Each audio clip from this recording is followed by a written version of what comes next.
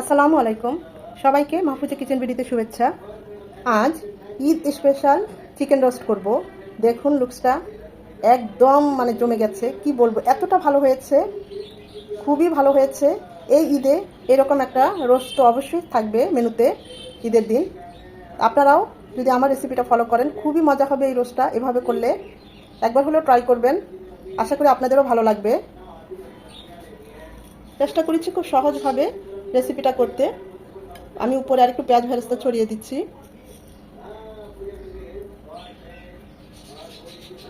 অনেক মজা হয়েছে। আমি কিভাবে আজকে ঈদ স্পেশাল রোস্টটা করেছি সেটাই আজকে আপনাদের সাথে শেয়ার করব।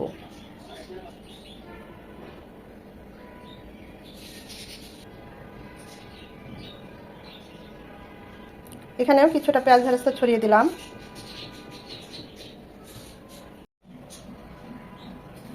রোস্ট করব সেজন্য এরকম কক মুরগি নিয়েছি, আমি একদম এই সাইজের মুরগিগুলো নিয়েছি। রোস্ট করতে এই সাইজের মুরগিগুলো বেশ ভালো হয়। আমি এখানে 8 পিস মুরগি নিয়েছি রোস্টের জন্য। এখন এইখানে লবণ,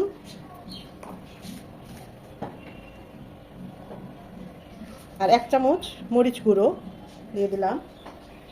লবণটা ঠিকঠাক মতো হলে রোস্টের টেস্ট, যে কোনো রান্নার টেস্ট দেখবেন একদম ভালো লাগে, সেটা যেভাবেই রান্না করি না কেন।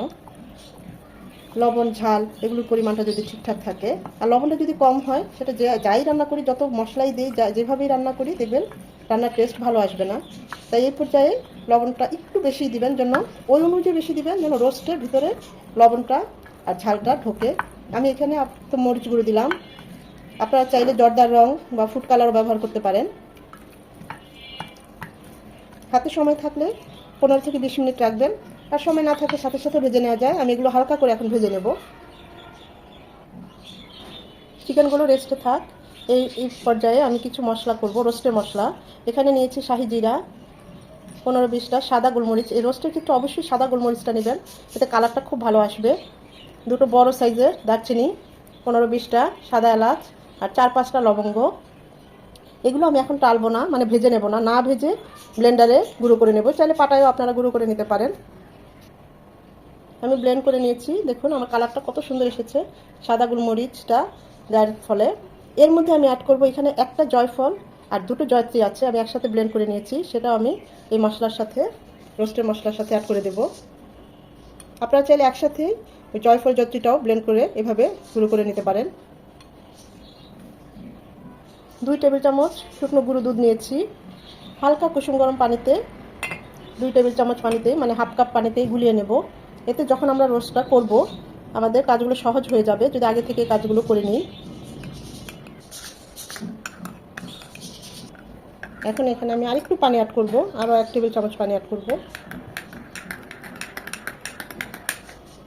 এটাও পাশে থাক। এখন যে কাজটা করব, একটা বাটিতে 1/2 কাপ টক দই, ঘরে বানানো টক দই, তাই একটু লিকুইড, 1 চামচ পোস্ত দানা, আর 25 থেকে 30টা চীনা বাদাম আমি একসাথে ব্লেন্ড করে নিয়েছি। আমি এটা টক দইয়ের সাথে মিশিয়ে দিচ্ছি। যে কোনো বাদাম দিতে পারেন, আমি তো এখানে চীনা বাদামটা দিয়েছি, একটু ভেজে দিয়েছি। আপনারা চাইলে কাজু বাদাম, পেস্তা বাদাম, যে কোনো বাদামই দিতে পারেন। 1 চামচ শুকনো মরিচ গুঁড়ো, 1 চামচ ভাজা জিরে গুঁড়ো, সাথে যাচ্ছে 1 টেবিল চামচের মতো টমেটো সস। এখানে আমি 1 চামচ চিনিও দিয়ে দিয়েছি, তখন ভিডিওটা ওঠে নাই। আপনারা সাথে 1 চামচ চিনি দিয়ে একসাথে সব কিছু ভালোভাবে মিশিয়ে নেব।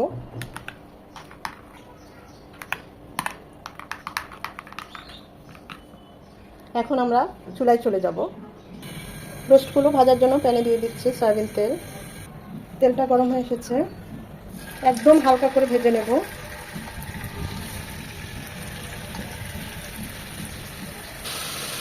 আমি তো সবসময় এরকম ঢাকনা ব্যবহার করি, আপনারাও করবেন, তা না হলে প্রচুর ছিটকে আছে তেলটা।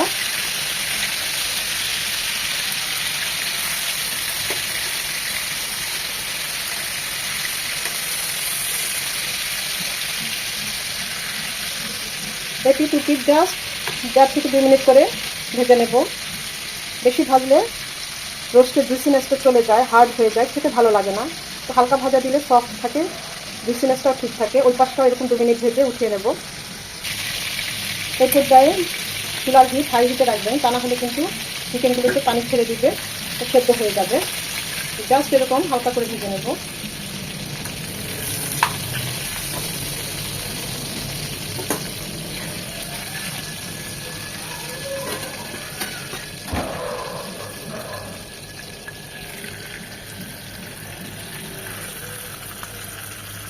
বাকি দুটো পরে ভাজতে হবে।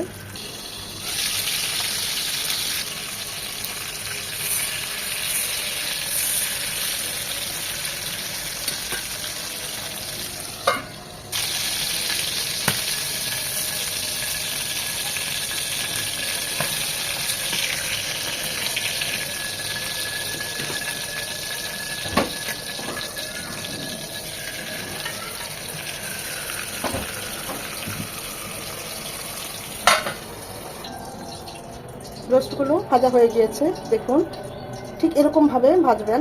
কালারটা আসবে ঠিকই, কিন্তু একদম কড়া করে ভাজা হবে না। প্যানে দিয়ে দিচ্ছি সয়াবিন তেল 3 চামচের থেকে বেশি, একটু 4 চামচ হবে, 4 চামচের মতো।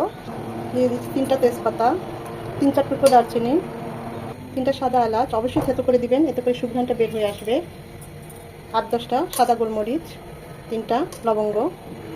গোটা মশলাগুলো 1 মিনিট হবে, এতে করে সুন্দর একটা এর থেকে সুঘ্রাণ বের হয়ে আসবে। 1 কাপ পেঁয়াজ কুচি, সরি 1/2 কাপ পেঁয়াজ কুচি। আমি এখানে পেঁয়াজ বাটা অ্যাড করব, তাই 1/2 কাপ পেঁয়াজ কুচি দিলাম।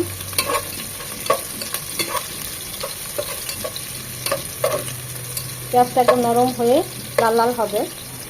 পেঁয়াজটা একদম এরকম ভেরেস্তার মতো যখন এরকম লাল লাল হবে, ঠিক এই পর্যায়ে দিয়ে দেবো 1/2 কাপ পেঁয়াজ বাটা। এটাকে 1 মিনিট ভেজে নেব পেঁয়াজ বাটাটা, যেন এর যে এক্সট্রা পানি সেটাও চলে যায়, আর পেঁয়াজের যে একটা ভাজালো গন্ধ সেটাও চলে যায়।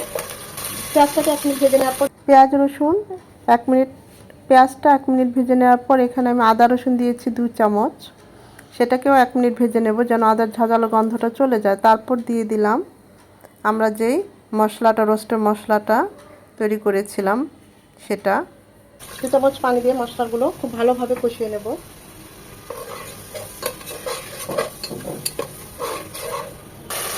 আমি আরও 2 চামচ পানি দিয়েছি মশলাটা আরেকটু ভালোভাবে কষানোর জন্য। মশলা যত ভালো কষানো হবে রান্নার টেস্ট তত ভালো হবে। বিশেষ করে রোস্টের ক্ষেত্রে তো মশলা অবশ্যই আরেকটু ভালোভাবে কষিয়ে নিতে হবে, একটু বেশি করে পরিমাণ পানি দিয়ে মশলাটা ভালোভাবে কষিয়ে নিতে হবে। এই যে আমরা দেখছি এগুলো কিন্তু মশলাটা এখনও কষানো হয়নি, এটা আরও অনেকক্ষণ কষতে হবে।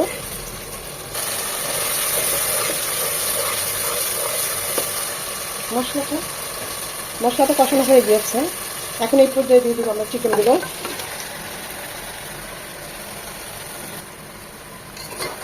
খুব ভালোভাবে মশলার সাথে চিকেনগুলো মিশিয়ে নিয়ে চিকেনগুলো কষাতে হবে।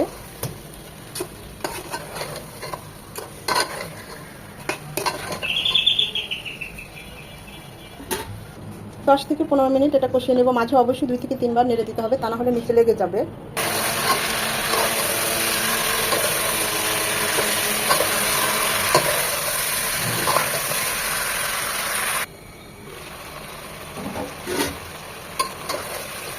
যখন দেখবেন চিকেনটা 30 থেকে 40% কুক হয়ে গিয়েছে, মশলার সাথে একদম মাখো মাখো হয়ে গিয়েছে, এই পর্যায়ে আমরা যে পেস্টটা করেছি টক দইয়ের, বাদাম বাটা, সব কিছু, টমেটো সস, চিনি, সেটা দিয়ে দিবেন। এভাবে ধাপে ধাপে দিবেন।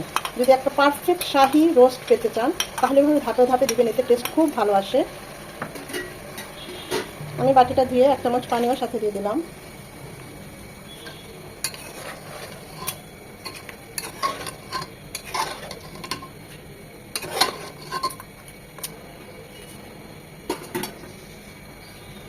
এটা কুক হবে আরও 5 থেকে 7 মিনিট।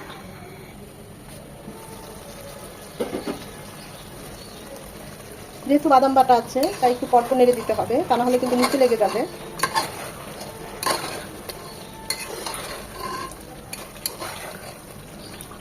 চিকেনটা 70% কুক হয়ে গিয়েছে, এই পর্যায়ে দিয়ে দিব 1 কাপ পেঁয়াজকে আমি 1/2 কাপ ভেরেস্তা করেছি, 1/2 কাপ পেঁয়াজ হয়েছে, সেটা দিয়ে দিচ্ছি 8 থেকে 10টা আলু বোখারা, 1 চামচ গরম মশলা গুঁড়ো, বিশেষ আকর্ষণীয় পাকা মরিচ, কাঁচা পাকা মরিচ দিয়ে দিচ্ছি 5-6টা। এটা খেতে অনেক টেস্টি, এই সিজনে এটা পাওয়া যায়। আর দিয়ে দিচ্ছি আমাদের সেই গুঁড়ো দুধ, শুকনো গুঁড়ো দুধটা যে ঘন করে গুলিয়ে নিয়েছি সেটা।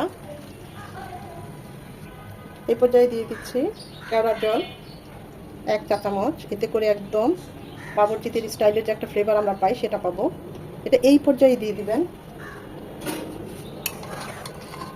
যেহেতু আমি চিনি দিয়েছি তাই আমার আর চিনি দেওয়া লাগলো না। আপনারা যদি চিনি না দিতে চান কিচমিচ দিয়ে দিতে পারেন বা কিচমিচ পেস্ট করেও দিতে পারেন। এখন এটা কুক হবে আরও 8 থেকে 10 মিনিট। রোস্ট কিন্তু ঝাল হয় না, একটু মিষ্টি মিষ্টি হয়। আমি দিয়ে দিচ্ছি লবণ স্বাদ মতো।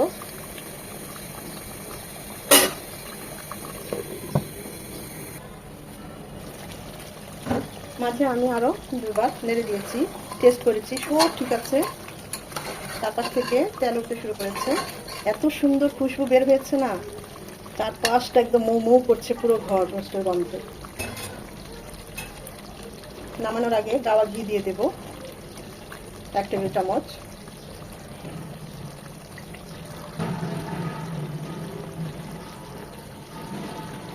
মিডিয়াম টু লো হিটে আর 3 থেকে 4 মিনিট রাখবো। মাশাআল্লাহ, আলহামদুলিল্লাহ। দেখুন আমাদের রোস্টের অবস্থা, একদম মাথা নষ্ট করা রোস্ট, এতটাই মজার, খেলে ভুলা যাবে না এইটুকু বলতে পারি। অসম্ভব মজা হয়েছে। আর লুকসটা দেখেন, গ্রেভিটা দেখেন।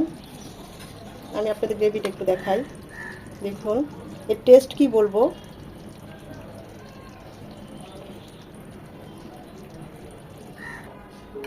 একবার খেলে এভাবে বারবার করে খেতে ইচ্ছে করবে। আমি গ্যারান্টি দিয়ে বলছি, আমার রেসিপিটা যদি ফলো করে হুবহু এইভাবে রান্না করেন, বিয়েবাড়ি রোস্টকেও হার মানাবে এইটুকু বলতে পারি। এতটা টেস্টি, এতটা মানে সুস্বাদু, মুখে লেগে থাকবে, চেটে পুটে হাতটাও দেখবেন খেতে ইচ্ছে করবে। আপনি যখন মেহমানকে খাওয়াবেন তখন জিজ্ঞেস করবে কিভাবে রান্না করেছো এই রোস্টটা, সবাই আপনার প্রশংসা করবে। এই গ্রেভিটার কালারটা দেখুন।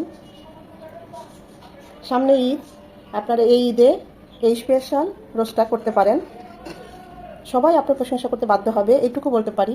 অসম্ভব মজা হয়েছে, অসম্ভব মজা। বাচ্চারা তো অধীর আগ্রহে বসে আছে রোস্ট খাবে। আশা করি আজকের এই ভিডিওটা আপনাদের ভালো লেগেছে। যদি ভালো লেগে থাকে অবশ্যই লাইক কমেন্ট শেয়ার করে দিবেন। আর এইভাবে যদি রোস্ট করেন অবশ্যই আমাকে কমেন্ট করে জানাবেন কেমন হয়েছে। ভিডিওটা ভালো লেগে থাকলে অবশ্যই একটা লাইক দিবেন, কারণ এই লাইকটা পরবর্তী ভিডিও করতে আমাকে উৎসাহিত করে, সাহায্য করে। সময় নিয়ে যারা এতক্ষণ ভিডিওটা দেখেছেন তাদের সবাইকে আন্তরিক ধন্যবাদ।